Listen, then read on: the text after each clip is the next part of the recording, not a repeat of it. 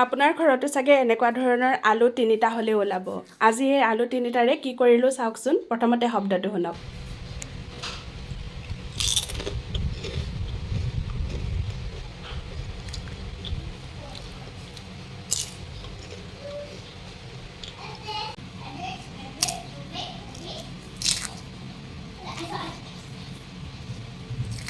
নিশ্চয় গমেই পালে হয়, খুবেই ট্ৰেণ্ডিঙত থকা এটা ভিডিঅ'। বোলো ময়ো কৰি চাওঁচোন, কিবা এটা যদি কৰিব পাৰোঁ ভালেই কথা। সেই বুলি ভাবি আলুকেইটা ধুনীয়াকৈ গুচাই পেলাই ধুই ল'লোঁ। ধুই লৈ পেলাই এই যে আলু বখলিওৱা এখন কি বুলি কয় মই নাজানো, সেইখনেদি এনেকৈ ধুনীয়াকৈ সমান চাইজত সৰু সৰুকৈ এনেকৈ কাটি লৈছোঁ। আৰু আপোনালোকেও বাৰু আলুৰ চিপছ খাই ভাল পায় নেকি, বা আপোনাৰ ঘৰৰ ল'ৰা ছোৱালীয়ে ভাল নাপায় বুলিতো কোৱা মানুহ খুব কমেই ওলাব। কিন্তু আমি বজাৰৰ চিপছবোৰ দিয়াটো ইমান বেছি পৰিমাণে স্বাস্থ্যসন্মত নহয় জানো। তথাপিও নিদিয়াকৈও নাথাকোঁ, মিছা কথা নকওঁ।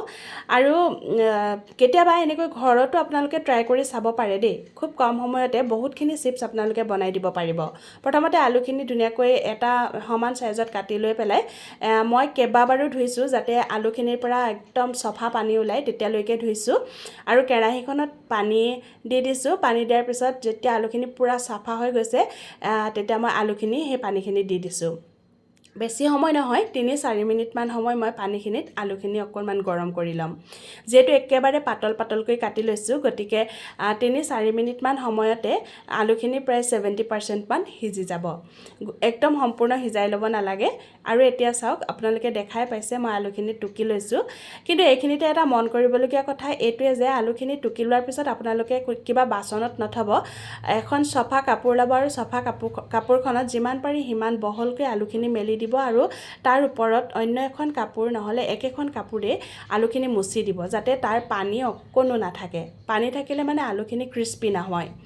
আৰু মই আজি প্ৰথম আলুৰ চিপছ বনালোঁ এনেকৈ, আৰু বাৰে বাৰে বনাবলৈ মন যোৱা এটা বস্তু। আৰু ল'ৰা ছোৱালীবোৰেও খুব ভাল পায়। আমাৰ মুনুৱে খুব ভাল পালে, খুব এনজয় কৰিলে। আচলতে কামটো সি খুব ধুনীয়াকৈ মনোযোগেৰে চাই আছিলে আৰু খেলাও হ'ল তাৰ।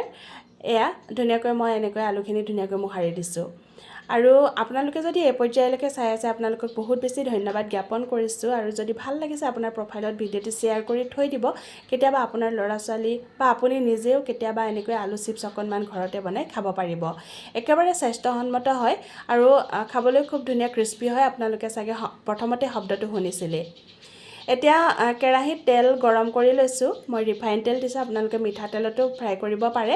আৰু প্ৰথমতে যিখিনি মই ফ্ৰাই কৰিছিলোঁ সেইখিনি অকণমান বগা বগাকৈ থৈ দিবলৈ চেষ্টা কৰিছিলোঁ। কিন্তু বগা বগাকৈ থ'লে ইমান বেছি পৰিমাণে ক্ৰিস্পি নহয়, মানে কুৰকুৰীয়া নহয়, শব্দ নকৰে। গতিকে বাকীখিনি মই অকণমান ৰঙা পৰা লৈ একেবাৰে কম জুইত মই ভাজিছোঁ। আৰু তেতিয়াহে গম পালোঁ যে সেই মানে পূৰা ধুনীয়া খৰখৰীয়া হৈছে আৰু হাতত দিয়াৰ লগে লগে পূৰা ভাগি গৈছে।